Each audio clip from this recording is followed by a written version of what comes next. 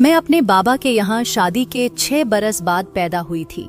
परमात्मा की करनी के मेरे बाद भी उनके यहाँ कोई औलाद ना हुई। यूं मैं उनकी इकलौती औलाद थी। मैं ही उनका सहारा और उनकी दुनिया थी। मेरे बाबा मुझे एक पल के लिए भी अपनी नजरों से ओझल न होने देते थे। जब मैं 10 साल की हुई तो एक दिन अचानक घर लौटते हुए सड़क के एक हादसे में मेरे बाबा का स्वर्गवास हो गया। मेरा और माँ का बुरा हाल था, क्योंकि हमारा उनके अलावा था ही कौन। मेरी माँ को कुछ लोगों ने मशवरा दिया कि मायके चली जाओ। मेरे नाना नानी भी इस दुनिया से जा चुके थे और मामा भी अपनी अपनी पत्नियों के साथ खुश और अपनी जिंदगी गुजार रहे थे। इसीलिए मेरी माँ मायके भी न जाना चाहती थी, क्योंकि वह भाभियों के सुलूक को पहले से ही जानती थी। कुछ रिश्तेदारों ने उन्हें दूसरी शादी करने का मशवरा दिया, लेकिन उन्होंने साफ इनकार कर दिया कि मैं अपनी बेटी के सहारे ही अब जिंदगी जीऊंगी। वह कहती न जाने सौतेला बाप कैसा हो, और मैं नहीं चाहती कि मेरी बेटी सौतेले रिश्तों की भेंट चढ़े। मेरे चाचा ने दादा की जायदाद से मेरे बाबा के हिस्से का मकान हमें रहने को दे दिया और मेरी माँ से कहा कि अब यह आप ही की अमानत है। यूं हम दोनों माँ बेटी उस घर में रहने लगे। मेरी माँ को सिलाई आती थी, इसलिए उन्होंने मोहल्ले की औरतों के कपड़े सिलाई करना शुरू कर दिए और यूं हम माँ बेटी का गुजर बसर होने लगा। चाचा भी हमारी कुछ पैसे से मदद कर दिया करते थे और जिंदगी की गाड़ी चलने लगी।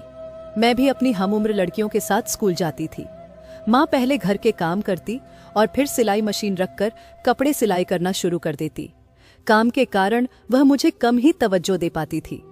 मैंने मैट्रिक कर लिया तो आगे पढ़ने का इरादा छोड़ दिया, मगर अब मुझे घर बैठे बैठे बोरियत महसूस होती। स्कूल जाती थी तो सहेलियों के साथ दिल बहल जाता था।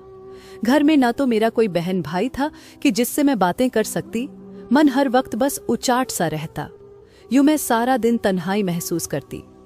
इन्हीं दिनों एक दिन जब मैं कुसई काम से छत पर गई तो साथ वाले घर का लड़का, जिसे मैं बचपन से जानती थी, जिसका नाम राज था, वह मुझे देखकर मुस्कुरा दिया।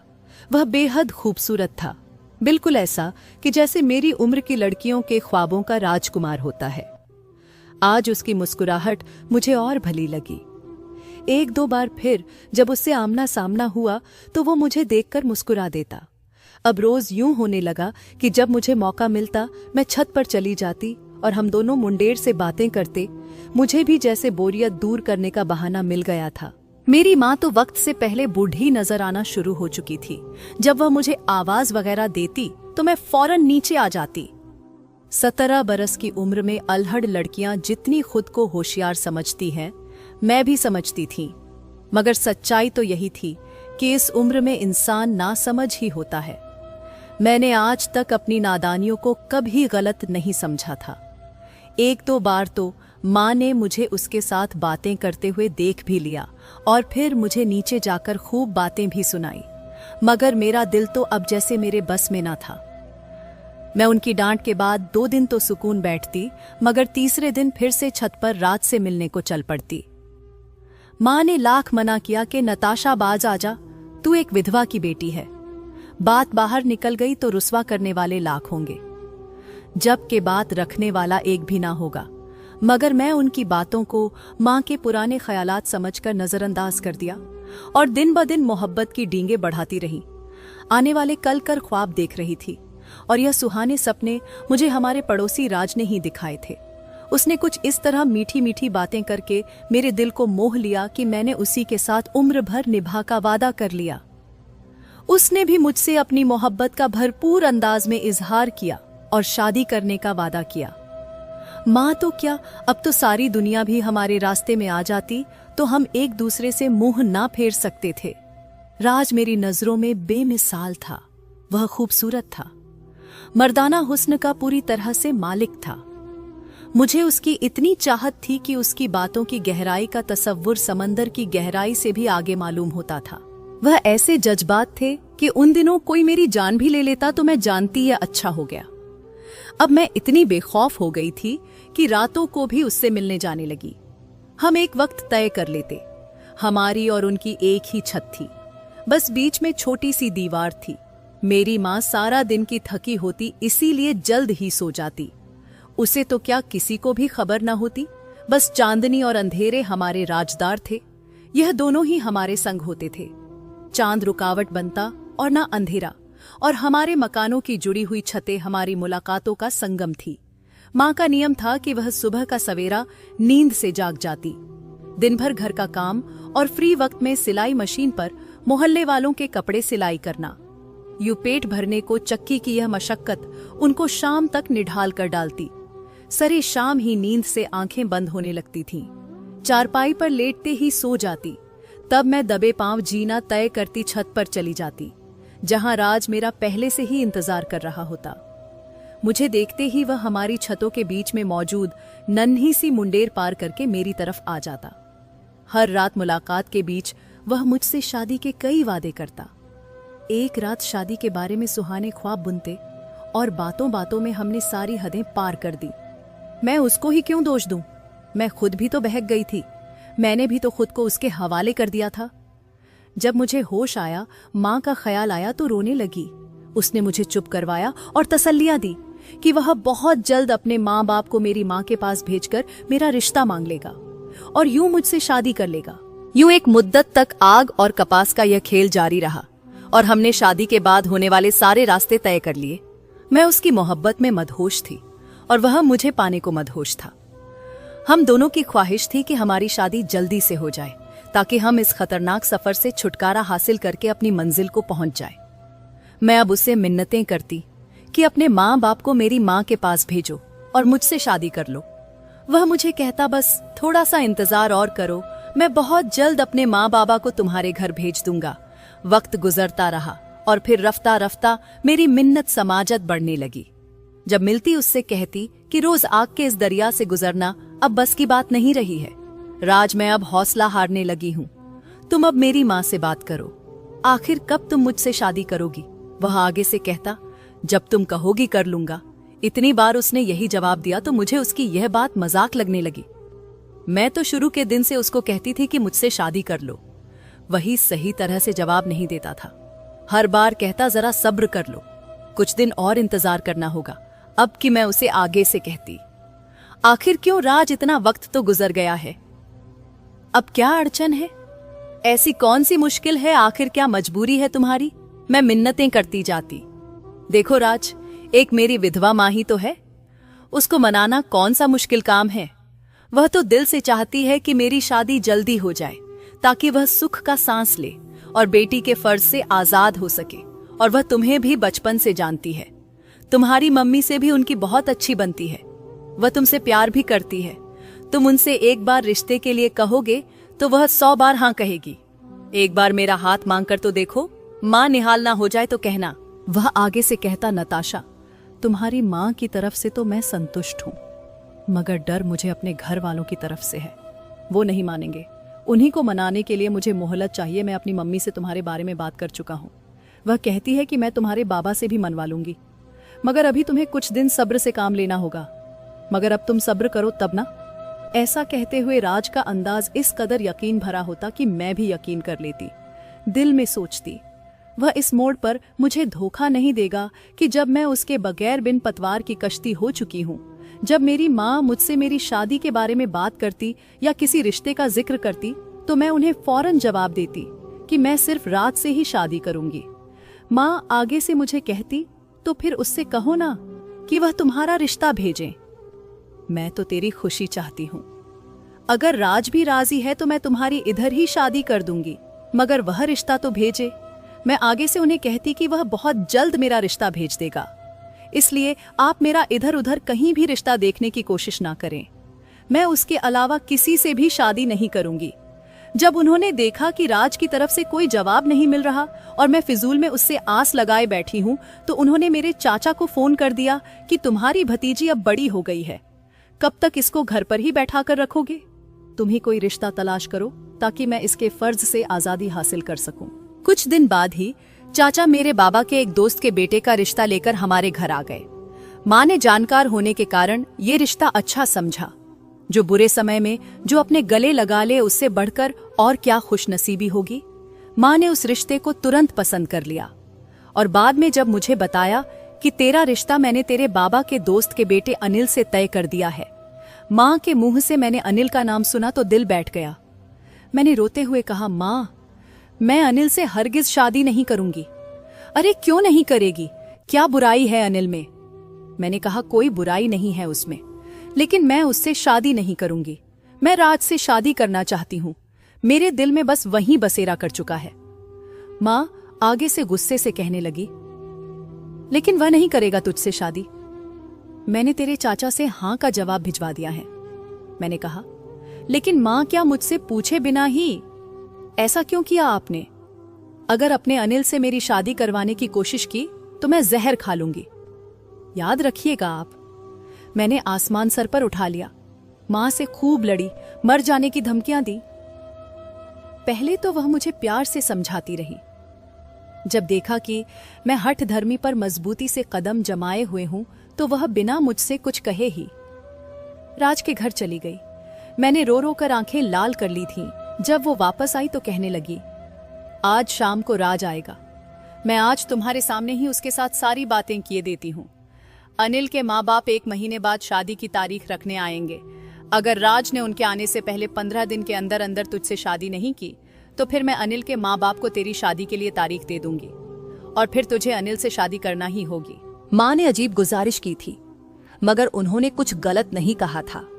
मैंने रात से जाकर साफ बात की थी, जो कब से मुंह में घुंघिया डाले बैठा था। मुझे तो वह टाल मटोल किए जा रहा था। अब माँ बीच में आ गई थी और यह मौका मेरे लिए खुशहाली का सबब था कि मैं खुद उसी दिन के इंतजार में थी कि हाँ या ना, कम से कम मेरी बिल्ली थैले से तो बाहर निकलेगी। मैं शाम होने का बेसब्री से इंतजार कर रही थी। आखिर शाम को राज हमारे घर आ गया। मैं दूसरे कमरे में चली गई। मेरी माँ को प्रणाम करने के बाद उसने कहा कि आंटी जी, आपने मुझे बुलाया था। मम्मी कह रही थी कि तुमने शाम को मुझे अपने घर आने को कहा है, इसलिए आते ही हाथ मुंह धोके सीधा इधर आ गया। क्या कोई काम था? माँ ने उससे बातें शुरू कर दी। मेरे कान दरवाजे पर ही लगे थे। माँ नेक नियत से सारी बात बिना लगी लिपटी उसको बता रही थी और वो आंखें फाड़े बातों को सुन भी रहा था। फिर काफी देर खामोशी के बाद माँ ने ही खामोशी को तोड़ा। राज बेटा, बता मुझे अब तेरी क्या मर्जी है? हर बात साफ साफ बता दे, धोखे में ना रखना। मैं बेटी की खुशी चाहती हूँ। तेरी मर्जी जानने के बाद ही फैसला करूंगी। वह काफी देर खामोश बैठा रहा, फिर कहने लगा, आंटी जी, मैं तो दिल से चाहता हूं कि आपकी बेटी मेरे घर में आए, मगर मेरे घर वाले नहीं मानते। मैंने उन्हें मनाने की बहुत कोशिश की है, मगर वो नहीं मानते। वो मेरी शादी में नहीं बैठेंगे अगर मैंने आपकी बेटी से शादी की। माँ आगे से कहने लगी, कोई बात नहीं बेटे, तुम 2-4 दोस्तों को साथ ले आओ और इन 15 दिनों में से किसी दिन मेरे घर पर आकर नताशा से शादी कर लो। मैं तो तब भी राजी हूं। मुझे अच्छे से एहसास है तुम्हारी मजबूरी का, इसलिए इस तरह भी तुम्हारी और नताशा की शादी पर मुझे कोई एतराज नहीं है। उम्मीद थी कि वह माँ की बात सुनकर खुशी से खिल उठेगा और फौरन शादी पर राजी हो जाएगा, मगर मेरी हैरत की इंतहा ना रही जब मैंने उसे बुझा हुआ पाया। वह फिर से टाल मटोल करने लगा। बात करने का अंदाज ऐसा था कि साफ इनकार भी ना था, मगर मजबूरियां इस कदर बयान कर रहा था कि मतलब इनकार में जाता था। मेरे आंसू उमड़ आए थे। मैंने दरवाजे की चौखट को मजबूती से ना थामा हुआ होता तो शायद गिर पड़ती। सोच भी ना सकती थी कि वह मेरी माँ को इस तरह के जवाब देगा। कुछ देर बाद वह कहने लगा, आंटी जी, आपको शायद बहुत जल्दी है नताशा की शादी की। आपका हक है, आप अपनी बेटी की शादी कहीं और कर दे।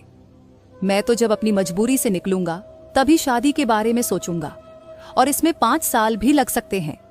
यह सारी बातें करने के बाद वह चला गया। उसके जाने के बाद मेरी माँ मेरे पास आई और कहने लगी, देख लिया तूने, मैं ना कहती थी कि राज तुझसे शादी नहीं करेगा। वह सीधे से इनकार भी नहीं कर रहा, लेकिन अपनी मजबूरियां बताकर तुझसे जान छुड़ा रहा है। तेरे लिए यही बेहतर है कि तू अपने चाचा के बताए रिश्ते पर ही राजी हो जा। अरे वो तो बेचारे खुशी खुशी खुद तेरा रिश्ता मांगने आए थे। काफी देर तक मैं बैठी आंसू बहाती रही। पहले सोचा अब राज से कभी नहीं मिलूंगी, मगर फिर रहा ना गया और सोचा आज उससे मिलकर जरूर पूछूंगी कि आखिर उसने इतना समय मुझे क्यों धोखे में रखा। उस रात जब मैं राज से मिली तो उससे खूब लड़ी।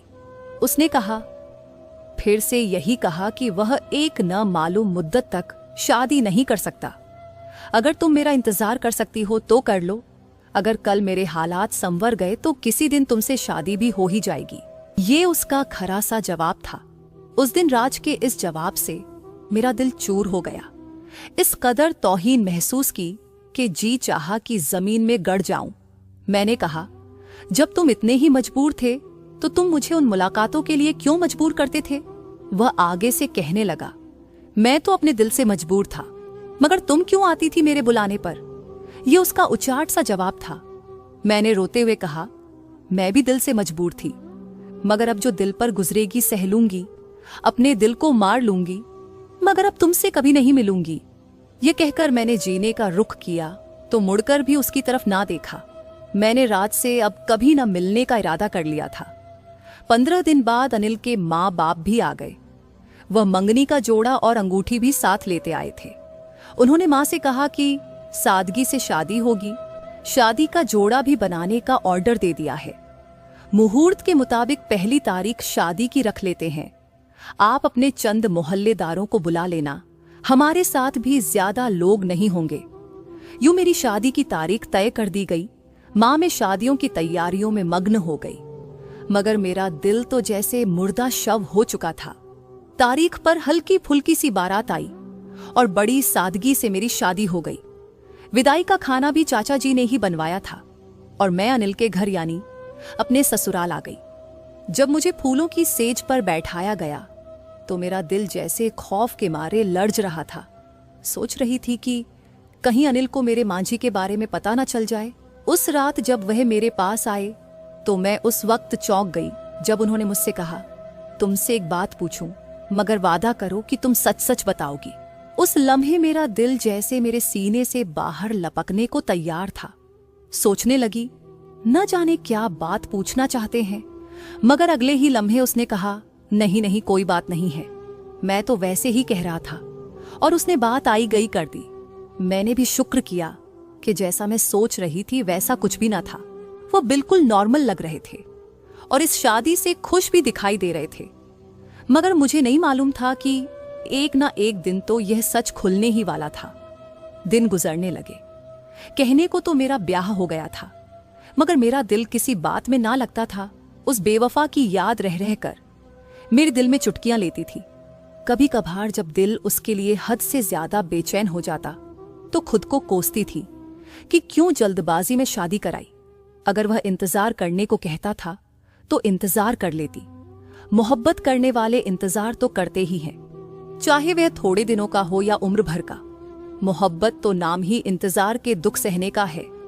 कुछ दिन सब्र कर लेने से क्या खबर राज मुझे अपना ही लेता। अब तो जो जिंदगी मिली थी उसको ज्यों त्यों गुजारना था। राज की याद सताती तो छुप कर रो लेती, अपने दिल का दुख किससे बयां करती।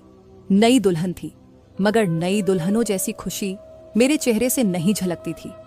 अनिल अक्सर मुझसे मेरी उदासी का सबब पूछते, मेरे हाथों को अपने हाथों में लेकर दिलजूही करते तो मैं रो पड़ती। आखिर एक दिन उन्होंने मुझे अपने पास प्यार से बैठाया और बड़ी मोहब्बत भरे अंदाज में पूछा, नताशा, ये बात मैं शादी की रात भी तुमसे कहना चाहता था। तुम्हें याद है कि जब मैंने तुमसे कहा था कि एक बात पूछूं, मगर वादा करो कि तुम मुझे सच सच बताओगी। लेकिन बाद में मैंने बात टाल दी थी। उस रात भी मैं यही बात तुमसे पूछना चाहता था, लेकिन फिर सही नहीं समझा कि तुम्हें शर्मिंदगी महसूस होगी। मगर अब तुम्हें रोजाना ही परेशान देखते हुए मैं आज यह बात कर लेना चाहता हूं। मैं तो पहले यही सोच रखा था कि मैं तुमसे उसके बारे में कभी ना पूछूंगा, मगर अब मैं काफी दिनों से महसूस करता हूं कि तुम अब भी मेरे साथ खुश नहीं हो, इसलिए आज मैं यह बात कर लेना चाहता हूं। नताशा, देखो, मैं तुम्हारा दुख जानता हूं। शायद तुम यह समझती हो कि मुझे कुछ खबर नहीं है। मुझे खबर है कि तुम राज से शादी करना चाहती थी, मगर मैंने फिर भी तुम्हें अपनाया, क्योंकि मुझे पता चल गया था कि वह तुमसे शादी का कोई इरादा नहीं रखता। वह सिर्फ तुम्हें बेवकूफ बना रहा था। सच कहूं तो इस बात की मुझे बहुत तकलीफ थी, क्योंकि तुम मेरे पापा के सबसे बेस्ट दोस्त की बेटी हो। मैं भी तुम्हें चाहता था, इसलिए तुम्हारा दूसरों के हाथों में खिलौना बनता देखकर मेरा दिल दुखी होता था। तभी जब पापा ने मुझसे तुम्हारे रिश्ते के लिए रजामंदी पूछी तो मैंने फौरन हाँ कह दी। राज का एक दोस्त मेरे साथ ही नौकरी करता है, उसके जरिए मुझे हर बात की खबर हो जाती थी। राज उसके तुम्हारी और अपनी छत पर होने वाली मुलाकातों के किस्से सुनाता था और वह आकर मुझे सुना दिया करता था, क्योंकि लोग तो होते ही ऐसे हैं, ऐसी ऐसी बातें तो और भी ज्यादा खुश होकर दूसरों को सुनाते हैं। सोचो अगर वह तुम्हारे साथ ईमानदार होता तो ये बातें अपने दोस्त के सामने चस्के ले लेकर ना सुनाता। और सच है ना कि तुम रातों को रात से छत पर मुलाकातें करती थी। उसकी यह बात सुनकर मेरे तो जैसे कदमों से जमीन निकल गई। यह सच ही तो था। भला इतने खुले सच को मैं क्यों कर झुठला सकती थी। मैंने अपने बहते आंसुओं को रोका नहीं और ना ही उनको साफ किया, ना मैंने राज को कोई जवाब दिया। मगर हाँ, मैंने उसके पैरों पर हाथ रख दिए और रो रो कर कहने लगी, अनिल, भगवान के लिए मुझे माफ कर दीजिए। वो दिन मेरे मांझी की भूल थी। तब मुझे अच्छे बुरे की तमीज ना थी। मुझसे बहुत बड़ी गलती हो गई थी, मगर मैं उस पर शर्मिंदा हूँ। आपने मेरी आंखों से पर्दा हटा दिया है। जान गई हूँ कि कौन अपना है और कौन पराया। वह हौसला शख्स कहने लगा, जो गुजर गया सो गुजर गया। मैंने उस सब को भुला दिया है और अब तुम भी भुला दो। वादा करो कि फिर कभी कोई ऐसी गलती करने का सोचोगी भी नहीं। मैंने वादा किया कि आइंदा में अनिल ही की पाबंद बनकर रहूंगी। पति और पत्नी के इस पाकीज़ा रिश्ते की पासदार रहूंगी। राज से तो अब मुझे जैसे नफरत सी हो गई थी। इंसान भी अजीब चीज है, उसके इरादों को बदलते देर नहीं लगती। वही अनिल जिसकी बेवफाई मुझे रुला रही थी, अब उसके बारे में सोचने से भी वहशत होती थी, क्योंकि मैं उसकी हकीकत जान गई थी। बड़ी बात यह थी कि इतना सब जानने के बावजूद भी अनिल ने मेरे मायके जाने पर पाबंदी नहीं लगाई थी, वरना मुझे लगता था कि वो अब मुझे वहां जाने से भी मना कर देंगे। बड़े सदमे की बात तो यह थी कि जब राज की मां को पता लगा कि राज ने मेरी मां से यह कहकर रिश्ते से इनकार किया था कि उसके माँ बाप नहीं मान रहे, तो वह माफी मांगने मेरी मां के पास आ गई। मां से गले लगकर रोई और कहा कि मैं तो दिल से नताशा को अपनी बहू बनाना चाहती थी, कि यतीम बच्ची है और हमारी आंखों के सामने ही पली बढ़ी है। मगर राज ने ही मुझे रोका हुआ था। उसने कहा कि मैं किसी और लड़की को पसंद करता हूं और उसी से शादी करूंगा, क्योंकि वह एक बड़े बाप की बेटी है। उसे शादी करके मेरी तकदीर संवर जाएगी। मेरे बेटे ने लालच किया, जबकि हम उसको रोकते रहे कि नताशा अच्छी भली बच्ची है, शादी बराबरी के लोगों में ठीक रहती है। वह सादा सी औरत जब राज की नीयत से पर्दा उठा गई तो मेरे अंदर यादों के महल भी जलते हुए मलबे के ढेर बन गए। उस दिन तो अपने लुट जाने के गम में इस कदर रोई कि जी चाहता था सामने जलती हुई चिता हो और मैं उसमें कूदकर खुद को सती कर लूं। मेरी शादी के 8 महीने बाद बेवफा राज ने नेहा से शादी कर ली और घर दामाद बनकर माँ बाप के घर से विदा हो गया। मगर हैरत की बात तो ये थी कि उसने अपनी शादी के बाद भी कई बार मुझे पैगाम भिजवाया कि छत पर आओ, मुझे तुमसे कुछ बात करनी है। मगर मैं ना गई। आखिर क्यों जाती अपने पति की अमानत में खयानत करने। उसके नजदीक तो मैं खिलौना थी, तो क्या अब भी मैं खिलौना बन जाती। जानबूझकर खुद को उपले के जैसी जलती राख में गिरने के लिए क्यों कर अपने कदम उसकी तरफ बढ़ाती। राज बस खुद की सुनता था। वह अपने माँ बाप के दबाव में ना था। चाहता तो मुझे अपना सकता था। मेरी माँ ने रजामंदी दे दी थी। उसके घर वालों ने भी उसे इजाजत दे रखी थी कि अगर नताशा के साथ शादी कर लो तो हम खुश हैं, हमें बता दो तो रिश्ता मांगने जाए। मगर उसने खुद ही मना कर दिया, मुझे धोखा दिया और बाद में उसकी कलई खुल गई। मैं तो पहले वाली गलतियों पर शर्मिंदा थी। जब आखिरी बार उसकी बहन राज का संदेश लेकर आई, मैंने हाथ जोड़ दिए कि उसको कहो मेरी जान छोड़ दे और तुम दोबारा उसका कोई संदेश न लाना। उसके साथ बीते हुए दिन मेरी रूह पर अभी तक बदनुमा दागों की तरह चिपके थे। बस ना चलता था, वरना तेज छुरी से उनको खुरच डालती। भला अब क्या मैं उससे मिलने की हिमाकत कर सकती थी। जबकि अपने पति की मोहब्बत देखती तो जमीर झिंझड़ पड़ता था। तब मन करता कि किसी से कुछ ना कहूं, मगर पछतावे के एहसास से बचने को तन्हाई के जलते तंदूर में कूद पड़ूं और धीरे धीरे सुलगने की बजाय एक बार ही जलकर भस्म हो जाऊं। ये एहसास की दुनिया भी अजब दुनिया है। कभी इस दुनिया के चमन में बुले बुलबुल की हकीकत महकती और चहकती है, तो कभी पछतावों की आतिश चमनजारों में जंगल में की आग की तरह फैलकर सभी कुछ जलाकर राख कर डालती है। जल्द ही मुझे मालूम हो गया कि पछतावे सिर्फ मुझ ही को नहीं जला रहे हैं, उन लपेटों ने राज को भी घेर लिया है। वक्त बड़ा खरा है, उसने इंसाफ किया। नेहा को दौलत का घमंड था, वह राज की जिंदगी को क्या सुधारती। उसके गुरूर ने राज की इज्जत, गुरूर और लालच को ही पारा पारा कर दिया। तभी वह एक लूटे हुए जुआरी की तरह मांझी के रास्तों पर लौटने की आरजू में दीवाना बना फिरने लगा, यानी अपनी बहन के हाथ संदेशे भेजने में। मैं जानती हूं कि उसने क्या जरूरी बात करनी थी, मुझसे अपने जमीर के पछतावे को मिटाने के लिए मुझसे माफी मांगनी थी, या फिर दूसरी वो बात जो मैं सोच भी ना सकती थी, वह यह थी कि मैं अपने नेक दिल जीवन साथी को छोड़ूं और वापस लौट आऊं। मगर यह एक दीवाने का ख्वाब था जो कभी पूरा नहीं हो सकता था, क्योंकि अब वक्त गुजर चुका था। आज मैं अपने पति के साथ खुश हूं, मगर मांझी की खलिस आज तक मेरा पीछा नहीं छोड़ती, और कभी कभी तो मेरे पति भी जरूर सोचते ही होंगे। वह अलग बात कि वह जतलाते नहीं। मैं सब बहनों से यही कहना चाहूंगी कि जिंदगी में हमेशा सोच समझकर कदम उठाए। जवानी का दौर ही ऐसा होता है कि लड़कियों को यह सब बहुत दिलकश लगता है, मगर कभी की एक गलती जिंदगी भर का पछतावा बन जाती है।